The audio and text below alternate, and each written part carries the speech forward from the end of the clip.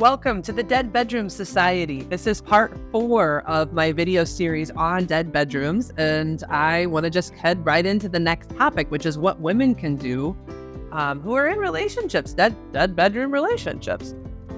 So one of the things I'm noticing with my female clients is there's a lot of ways that you pacify your partner, and this leads to you not wanting sex over time, right? So there's ways that, like, if he initiates it in a certain way, you either feel like you can say all yes or all no, and there's no in between.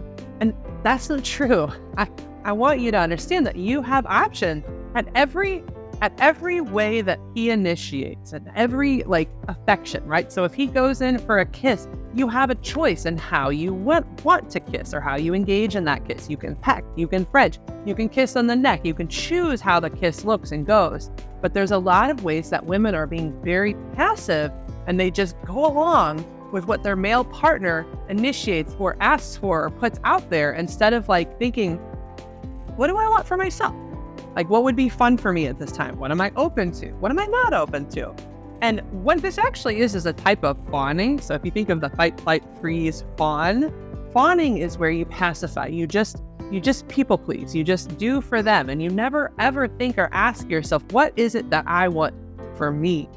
And doing that in your sex life kills your desire, because it's actually in a completely different nervous system. It's not in that I'm safe, I'm healthy, I feel calm and relaxed in my life. It's in that fight flight response where you're just do what they want, just say yes, don't make any waves. You can feel the energy there, right? It's a nervous energy when you're fawning, where you just kiss him and just get over it. It's harming you, and it's harming your desire for sex. So one of the things I want to help all of my females do is to learn to negotiate and sexually negotiate for your needs and what you would want, right? So if your partner goes in for a kiss and you're like, hey, I'm interested in a kiss, but how about we do it here? So you can negotiate by shifting and saying, you can kiss right here. I'm okay with that. That's you deciding for yourself what kind of kiss you want or you're open to. Or even if he initiates sex, you can still negotiate for, I don't know if I'm interested in sex, but I could be open for cuddling, and let's see what happens.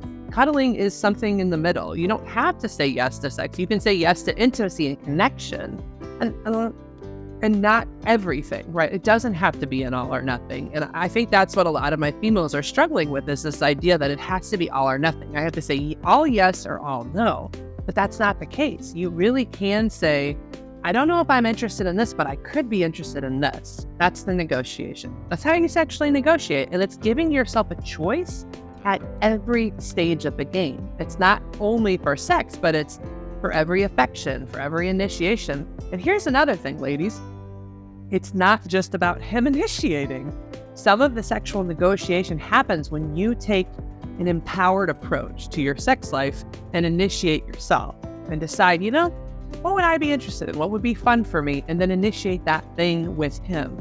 And be clear with him. This is the only thing I'm engaging in. So I'm just trying to kiss you. I'm not trying to do more than this right now. Or I'd like us to massage each other today. And that's the only thing I'm trying to initiate. Can we just do massages? Now, of course, couples are interactive, right? So you do need a partner who's open to negotiation. So, if you would like some more help on this topic and you would like somebody to talk to about this, please give me a buzz at therapistinstlouis.com, and you can like and subscribe or leave comments below.